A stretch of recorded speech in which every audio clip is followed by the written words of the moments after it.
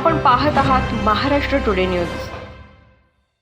परभणी केंद्र सरकारने अपघाताच्या घटनेत वाहन चालकांच्या विरोधी नवीन कायदा अंमलात आणला।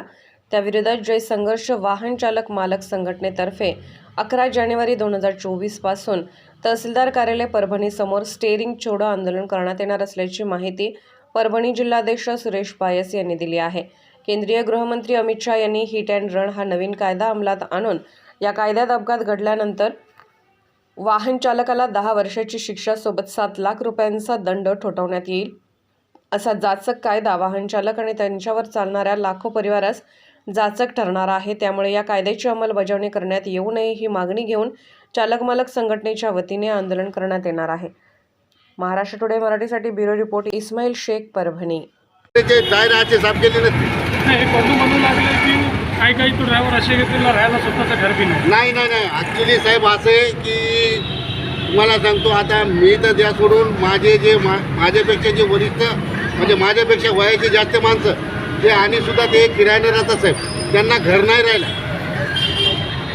एवढी ड्रायव्हरची बिकट परिस्थिती आहे साहेब। मला सांगा 7,000 रुपयामध्ये काय करणार ते? गव्हर्नमेंटची सुविधा तर याच्यामध्ये नाही, बरोबर आहे। तरी बी याने आम्हाला हे कानून हे लावला, आम्ही काय करायचं सांगा? उद्या आम्हाला गाडी येणार मिस्त्रीच्या हाताखालची। हे होते ड्रायव्हर संघटनाचे अध्यक्ष आणि यांचं असं म्हणणं आहे की उद्यापासून कडकडीत पूर्ण मार्केट बंद राहणार आहे। कॅमेरामॅन विशाल गायकवाड सोबत इस्माईल शेख।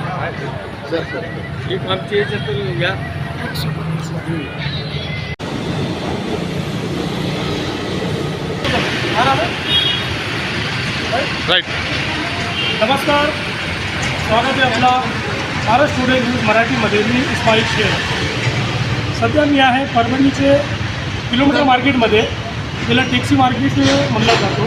ते माझ्या मागे आपण बघू शकता ते ड्रायव्हर बंधू माझ्यासोबत थांबलेले आहेत आणि एक महिना 2 महिने झाले केंद्र सरकारने ड्रायव्हर कायद्यामध्ये एक बदल केलेला आहे। बदल म्हणजे असा आहे की जर एखाद्या ड्रायव्हराचे गाडीने ॲक्सिडेंट झाला किंवा एखादा व्यक्ती त्याच्यामध्ये दगावला तर ड्रायव्हरला 10 वर्षाची शिक्षा आणि 7 लाख रुपये त्याला त्याच्यामध्ये जुर्माना ठेवलेला आहे।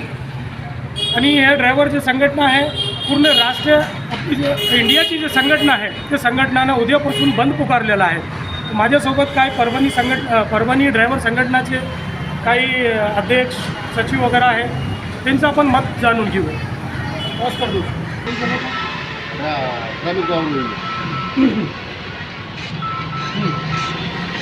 माझ्यासोबत संघटनाचे जिल्हाध्यक्ष आहे भदरगे मामा। तर इकडे घ्या ना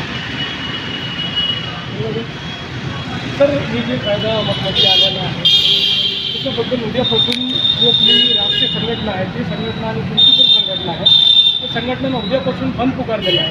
तर कशा पद्धतीने हे बंद राहणार? हे टोटल आता काय होणार, आमचे जे गाड्या आहेत किलोमीटरला चालणाऱ्या,